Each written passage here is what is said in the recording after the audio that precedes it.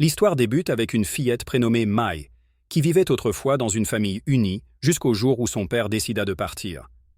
Depuis ce départ, sa mère s'est enfermée dans une véritable obsession pour les robots, laissant à Mai un profond sentiment de solitude et de rejet. À l'école, comme dans son quartier, la petite subit les moqueries et le harcèlement des autres enfants. Personne ne prend sa défense, à part son fidèle chien qui lui tient compagnie. Sa mère, quant à elle, semble ne vivre que pour la technologie, totalement dépendante des machines qu'elle crée, ce que Mai supporte de moins en moins. Elle réside à Grainland, une ville où les robots sont désormais plus nombreux que les humains. Un jour, Mai accompagne sa mère, Molly, à une présentation organisée par IQ Robotics, la plus grande entreprise de robotique du pays. Peu intéressée par ce genre d'événement, Mai se détourne bien vite du discours officiel, fascinée plutôt par le gigantesque terrain de jeu à proximité. Poussée par la curiosité, elle s'éloigne discrètement et se retrouve dans un sous-sol secret, le laboratoire personnel du docteur Tanner Rice. Là, elle surprend le scientifique en pleine conversation à propos d'un projet majeur, le lancement d'un robot baptisé Projet 77. Elle découvre aussi que cette machine n'est pas encore prête à être dévoilée au public, bien qu'il s'agisse d'un prototype d'attaque extrêmement avancé. Mai déclenche par mégarde le système du robot. Projet 67 s'active alors, demande à la fillette où elle se trouve et déclare vouloir la suivre. Ayant toujours détesté les robots, Mai considère celui-ci comme une machine stupide et effrayante. Pendant ce temps, Justin Pin, le PDG d'IQ Robotics, monte sur scène sous un tonnerre d'applaudissements. Avec assurance, il présente au public sa nouvelle invention, les Q-robots, qu'il qualifie de « plus grande création de sa carrière ». Son discours impressionne la foule. Lorsqu'il arrive au laboratoire, Tanner est visiblement nerveux et mal à l'aise. Il tente de convaincre Justin de ne pas lancer la génération 6 si vite, affirmant que des tests supplémentaires sont nécessaires. Justin, agacé, balaie l'avertissement d'un ton sec et refuse catégoriquement de retarder la sortie. Déjà soumis à une forte pression, Tanner découvre avec horreur que Projet 77, son robot secret, a quitté le laboratoire sans autorisation. Pris de panique, il comprend que la situation risque d'échapper à tout contrôle. Au même moment, lorsque Mai a été escortée hors du bâtiment par la sécurité, elle a laissé tomber son sac. Projet 77 le retrouve peu après et, déterminé à la retrouver, quitte le laboratoire à sa recherche. Cependant, il est rapidement intercepté par les agents de sécurité. Refusant d'abandonner, le robot parvient à leur échapper, mais la police de la ville est aussitôt alertée et se lance à sa poursuite. Il utilise sa puissance et ses armes intégrées pour neutraliser ses poursuivants et disparaître dans la ville. Malheureusement, Projet 77 chute brutalement jusqu'au niveau le plus bas de la ville. L'impact est si violent que son noyau de mémoire subit de graves dommages, provoquant de nombreuses erreurs dans son système. Pendant ce temps, Mai, de retour à l'école, se rend sur le terrain de football après les cours. En jouant, elle envoie accidentellement le ballon sur une fille nommée Annie, qui deviendra plus tard son amie. Mais la journée tourne mal. Un groupe d'élèves commence à la harceler, se moquant d'elle, de son père disparu et de son jeu maladroit. L'adversaire de Mai ordonne alors à ses petits robots d'attaque de la frapper. Impuissante face à eux, Mai est blessée et rentre chez elle, le visage couvert d'un bleu à l'œil. En arrivant chez elle, elle découvre sa mère une fois de plus plongée dans son travail, entourée de machines et insensible à la détresse de sa fille. Ce soir-là, Mai enfile le maillot de football de son père, un geste symbolique qu'elle répète à chaque fois qu'il lui manque. Elle décide aussi de ne plus se laisser faire. Elle commence à apprendre le kung-fu en ligne et entraîne son chien Momo pour en faire un chien de garde. Désormais, elle veut devenir sa propre héroïne et se défendre seule. Pendant ce temps, les robots de sécurité continuent activement de chercher Projet 77, qui s'approche discrètement du quartier de Mai. C'est Momo qui le découvre le premier dans le jardin, aboyant pour alerter sa maîtresse. Mais à court, stupéfaite de revoir ce robot qu'elle croyait loin d'ici. Projet 77 s'avance alors et lui tend le sac qu'elle avait perdu. Méfiante et pleine de ressentiment, Mai lui ordonne de partir, affirmant qu'elle déteste tous les robots. Mais lorsqu'elle aperçoit son système d'armes sophistiqué, son attitude change brusquement. Elle comprend qu'il pourrait lui être utile. Elle décide donc de le cacher dans le débarras, à l'abri des regards, et lui permet de rester. Le lendemain matin, Mai met son plan à exécution. Elle veut se venger des élèves qui l'ont humiliée. Avec l'aide de 77, elle attaque leur Q-bots, que le robot détruit sans difficulté. Terrifiés, les enfants s'enfuient en criant. À partir de ce jour, Mai et 77 deviennent inséparables. Ensemble, ils s'amusent, explorent la ville et font régner leurs propres lois. Peu à peu, ils développent une véritable complicité, mais cette nouvelle vie a un prix. Les souvenirs s'accumulent dans la mémoire endommagée du robot, provoquant des erreurs de plus en plus fréquentes et des crises internes qui le font souffrir. Incapable de gérer la surcharge de données dans son système, Projet 77 ne sait plus quelle mémoire conserver, ni lesquelles effacer.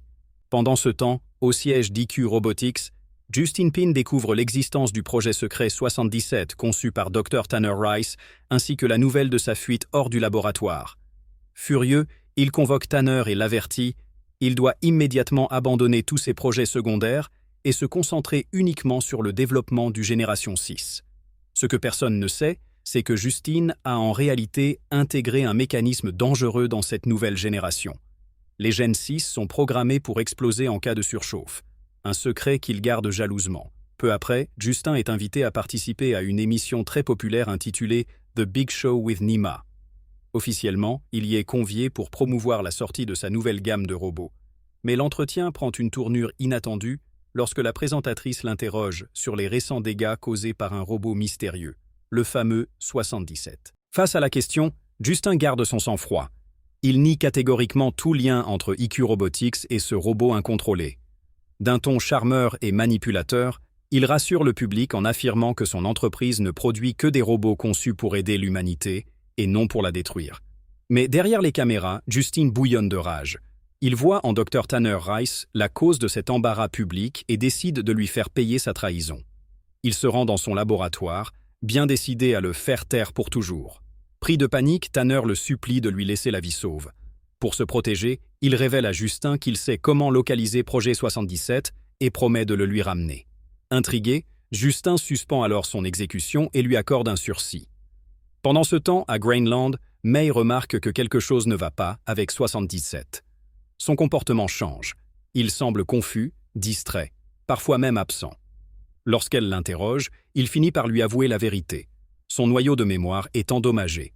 Il lui explique que s'il atteint sa capacité maximale, il ne pourra plus créer de nouveaux souvenirs, et son système finira par s'éteindre. May, bouleversé, compatit sincèrement à sa douleur. 77 ajoute que plus il enregistre de souvenirs avec elle, plus il lui est difficile d'en supprimer. Chaque nuit, il doit en effacer quelques-uns pour éviter la saturation.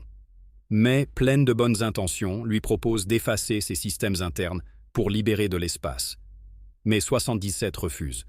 Cela reviendrait à perdre sa personnalité et ses fonctions vitales. Elle décide alors de l'aider à choisir quelle mémoire garder pour qu'il ne soit plus seul face à ce fardeau. Le lendemain matin, ils décident de passer la journée ensemble à jouer et à rire, oubliant pour un moment tous leurs soucis. Mais bientôt, May retrouve son sens de la justice et propose une autre idée. Plutôt que de s'amuser, ils devraient utiliser leurs forces pour combattre les injustices qui frappent la ville chaque jour. Greenwood, la meneuse des brutes de l'école de May, s'en prend violemment à Annie, son amie. En voyant cela, May explose de colère et ordonne à 77 d'intervenir et de frapper Greenwood. Mais le robot refuse catégoriquement. Pour lui, une enfant ne doit jamais être blessée, quelles que soient les circonstances.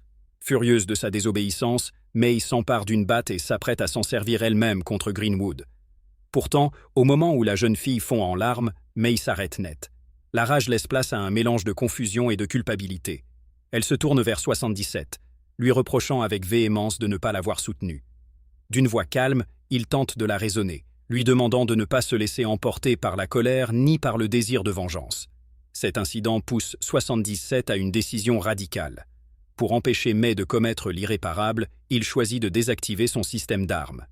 Il sait pourtant qu'en faisant cela, il ne pourra plus se défendre ni protéger qui que ce soit, à moins de subir une réinitialisation complète, un processus qui effacerait définitivement tous ses souvenirs, y compris ceux de May.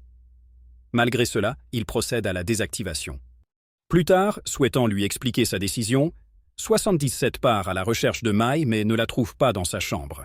Il finit par la localiser sur une colline, assise aux côtés de Momo, le regard perdu dans le vide. S'approchant doucement, il lui présente ses excuses et lui promet de ne plus jamais la décevoir. Il lui confie aussi ce qu'il ressent. Il ne veut pas la perdre, car s'il la perd, il se perdra lui-même. Mais tandis que 77 cherche à se réconcilier avec elle, un autre danger se rapproche. le robot domestique de Molly repère sa présence et envoie immédiatement une alerte au Dr Tanner Rice.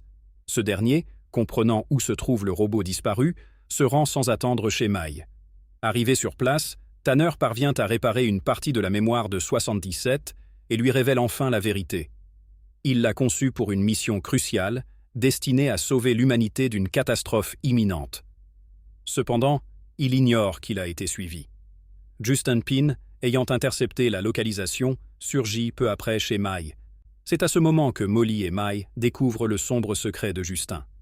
Les nouveaux Q-Bots Gen 6 ne sont pas des aides domestiques, mais des armes programmées pour éliminer les humains. Dr Tanner, horrifié, avoue qu'il voulait justement empêcher ce désastre avec l'aide de 77. Mais la confrontation tourne au chaos. Une violente bagarre éclate entre Ares et Projet 77. Privé de son armement, 77 ne peut pas riposter efficacement. Sous les yeux de Mai, Ares domine le combat et Justin en profite pour capturer Molly. Impuissant, 77 assiste à la scène sans pouvoir la protéger. Effondrée, Mai ressent une immense déception. Elle regarde son compagnon mécanique, celui qu'elle considérait presque comme un ami, et murmure avec amertume qu'il l'a abandonné au moment où elle avait le plus besoin de lui. 77 s'approche doucement, lui prend les mains et lui dit d'une voix douce qu'elle ne sera plus jamais seule tant qu'il existera. Main dans la main, ils se précipitent à l'intérieur du complexe pour sauver Molly. En chemin, ils tombent sur Dr Tanner Rice, épuisé mais encore en vie. Il tente de les avertir du danger que représente Ares, le robot de combat de Justine. Mais avant qu'il ne puisse en dire davantage, Justin Pin surgit soudain et exécute froidement Tanner sous leurs yeux. 77, fou de rage, s'élance contre Justin et un combat éclate. Pendant que Mai observe la scène, elle remarque quelque chose d'étrange. Les mouvements de Justin et d'Ares sont parfaitement synchronisés, comme si l'homme et la machine étaient guiés par un même esprit. Le duel se déplace jusqu'au terrain de football du complexe. Ares, lourdement armé, domine l'affrontement. 77, privé de ses armes, encaisse coup sur coup sans pouvoir riposter efficacement. Profitant de ce répit, Mai et Momo s'éclipsent pour retrouver Molly. Lorsqu'elles se retrouvent enfin, la mère et la fille se jettent dans les bras l'une de l'autre, submergées par l'émotion. Mai lui explique rapidement que Justine prévoit d'utiliser ces nouveaux robots pour anéantir l'humanité entière. Cependant, Justin les retrouve, un sourire froid sur le visage.